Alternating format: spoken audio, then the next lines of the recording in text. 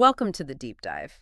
We pull apart these really challenging sources to distill the most surprising and sometimes radical insights for you. Today, we're diving into a historical document that, it gives this stunningly radical diagnosis of global problems. Mhm. It's a 1979 address from Reverend Sun Myung Moon, aimed squarely at Western society. Exactly. So our mission here is to really analyze his whole diagnosis of, global division and moral crisis. And what makes it so radical is this singular thesis. Yeah, He argues the world's biggest problems, political turmoil, economic chaos, all of it, they aren't the real problems at all. They're just symptoms. just symptoms of what he calls the love problem. And he says that solving it requires this completely unprecedented level of discipline. Right. So we're going to unpack the arguments and, the extreme claims he's making here. Okay, before we jump in, the context is so important. This is a highly controversial figure. hmm And he starts by positioning the individual, saying, you're not isolated, you're a product of history, past, present, and future. And by 79, he's saying technology has basically united all nations into a single destiny. And that sets up the central paradox of the whole speech, really. Right. If the world is all connected, by one destiny, why is it so divided? Okay, let's unpack that. He starts with this huge contrast between the natural world and the human world. It's a really compelling metaphor to open with. Mm, He points out that nature just drifting. It works. It follows its own principles perfectly. right. Think about the air. A storm can travel across entire continents over oceans. It doesn't ask for permission. No permission, no customs checks. It's completely free. Or the Canadian geese, he uses that analogy. They fly thousands of miles in these perfect, complex formations, no passports, no arguing over the route. Nature's just seamlessly intermingled. It's harmonious. And then you contrast that with us, with the human world. And it's jarring. Men, he says, put up tremendous barriers and obstacles. So when someone wants to enter America, it's visas, customs, bureaucracy. All these regulations. And he argues this friction isn't natural. It's the result of moral deviation. So laws exist for harmony, but because people disregard the basic principles, we need more and more rules just to keep things from falling apart. Exactly. The lack of an internal, universal moral standard is what creates all the external division. So the solution can't be more rules. It has to be something deeper. And that framework, that idea that division starts with personal failure, leads right into his most aggressive critique. Let's talk about America in 1979. hmm Despite all its wealth and power, he delivers this really harsh critique of its internal rot. It's ruthless. He attacks America's priorities head on.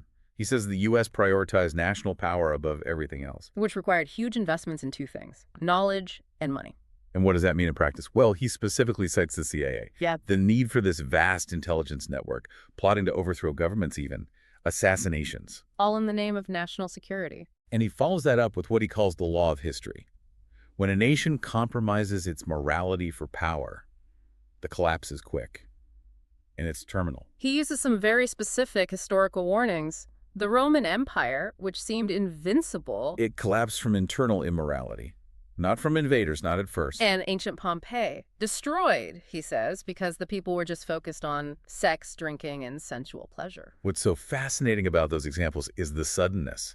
The implication is that when a state like America loses its moral fabric, the money and the military, they mean nothing. Collapse is just inevitable, total. Yeah. So if that's the trajectory America was on, what were the specific symptoms he was pointing to? Well, despite the wealth, there was this feeling of decline. He describes the young people as becoming living corpses, morally corrupt. And his analysis of the racial and economic dynamics for that time is, it's incredibly provocative. It's almost like a market-based assessment of moral decline. Yeah. He says white supremacy is fast declining because other cultures are rising to the challenge. Like Japan. He brings up the success of high-quality, cheaper Japanese products flooding the American market. Right, as a sign of Western technological decline. And he also points to the rise of black champions in sports, which he says was creating this impression that America was becoming a black nation. Which, regardless of accuracy, paints this picture of a society that's losing its grip, culturally, economically. And his conclusion is just stark. America, he says, was in the same position as the late Roman Empire, suffering from the worst internal disease. Okay, so that brings us to the core of it all. If the nation has a terminal disease, what is it? This is the central argument. The greatest disease isn't poverty. It's not a lack of knowledge or power. Because you can fix those things, right? You can. Poverty can be cured by hard work, knowledge by study, power by unity. But the disease of illicit love, as he calls it, that can't be cured so easily. He says it's terminal. It's worse than drugs because it drains away all motivation. The person who has it doesn't care about money, knowledge, or about his nation's well-being. That's the really radical insight here. He's moving the entire source of national failure away from politics or economics and putting it squarely in the private relational lives of citizens. It completely shifts the agenda for social reform. If the nation is apathetic, it's because people's internal lives are corrupted. He calls America a desert in the area of love, with no standards for what he calls the supreme power of love. Yeah, and the examples are meant to shock a 1979 audience. People seeing nothing wrong with his son living with his mother, the rise of free sex. And he claims there's physical proof of this. He does. He points to statistics. He says venereal disease, VD, was rampant, second only to the common cold in America at the time. And that's his proof that the law of love is one he cannot bend. Exactly. He says you don't find this disease in the animal world because animals follow natural law. It only affects man because man misuses love. So the disease is the visible physical result of breaking a spiritual law. And it's destroying the family. He talks about the tragedy of multiple marriages where kids have more than one mother and one father. The rhetoric is so intense. Your 10 fingers are not enough to count how many parents you have.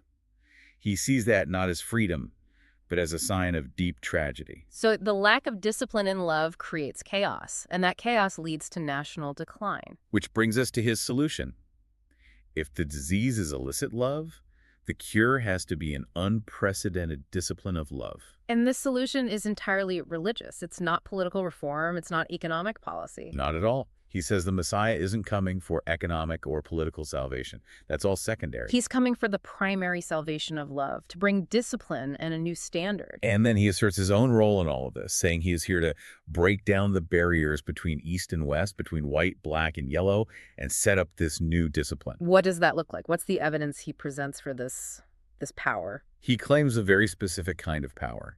He says real authority is when young people seek his permission to love. He calls that real power. The power to guide that fundamental choice. And it's most visible in their matching process, where spouses are selected spiritually, not just based on personal attraction. That matching event is an astonishing claim. It's an extraordinary claim. He recounts matching 1,600 couples in Japan in just 24 hours. 24 hours. And he claims the media, even the communist papers, intentionally kept it quiet because it would make him look like a Superman. The claim is that the couples he chooses are happy, while those who choose for themselves often fail. Which is such a radical rejection of the entire Western ideal of romantic love. Completely. And the followers, the Moonies, they were ridiculed. He even cites a rabbi who called him worse than Hitler and Stalin for making people work without pay. Wow.